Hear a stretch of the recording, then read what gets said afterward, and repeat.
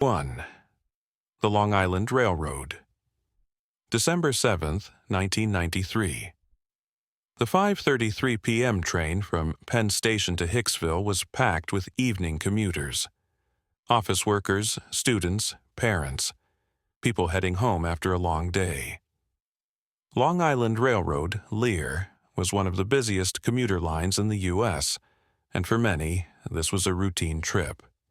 But that evening, routine turned into horror. 2. Those are not fireworks. As the train approached the Maryland Avenue station, a passenger in the third car, Colin Ferguson, suddenly stood up. Without warning, he pulled out a 9mm Ruger pistol and began shooting. At first, some thought it was fireworks, maybe a prank. But the truth became clear within seconds. People screamed as bullets tore through the packed car. Ferguson moved methodically, pausing, choosing his next targets, firing again. Within minutes, 6 passengers were dead, and 19 were wounded. 3. Panic across America. The shooting was one of the deadliest attacks on public transportation in U.S. history. The media exploded with reports. How could this happen? Was this terrorism? A random act of violence? The nation was shaken, especially those who relied on public transit daily. Survivors described the sheer chaos, people ducking behind seats, crawling over others to escape, desperately trying to avoid Ferguson's aim. But in the midst of the panic, something unexpected happened. 4. Unbelievable evil. Ferguson ran out of ammunition, and for a moment there was silence. He tried to reload, but passengers saw their chance.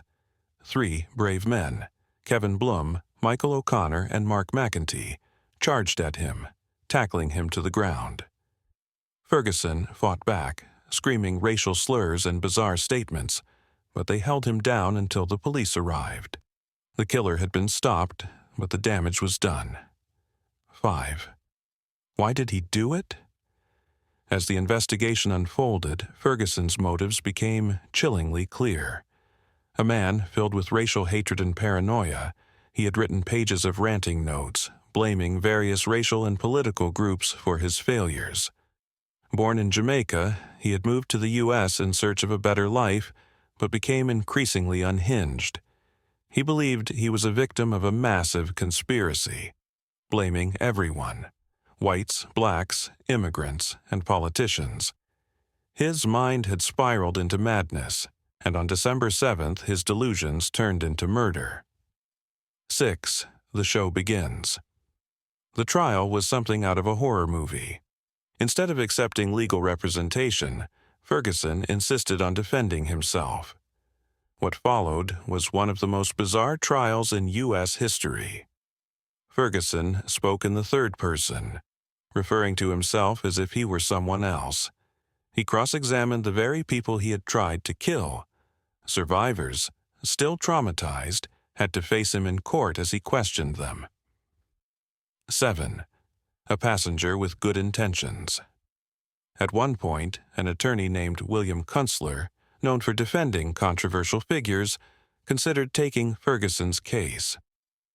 But even Kunstler admitted that Ferguson's beliefs were too delusional to build a real defense. Despite numerous efforts to declare him mentally unfit for trial, Ferguson refused to plead insanity. He insisted he was completely sane, and that he was innocent. 8. A theater of the absurd. During the trial, Ferguson laughed, interrupted, and ranted about conspiracies. He even claimed that the real killer was someone else, despite overwhelming evidence and eyewitness testimonies. The courtroom became a surreal spectacle.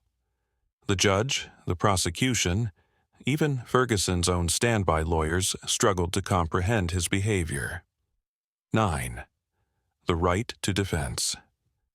Legally, every defendant has the right to defend themselves, no matter how irrational or dangerous they may be. Ferguson took full advantage of this, turning the courtroom into his personal stage. But in the end, reality set in.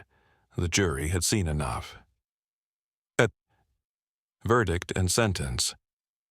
On February 17, 1995, Colin Ferguson was found guilty of 6 counts of murder and 19 counts of attempted murder.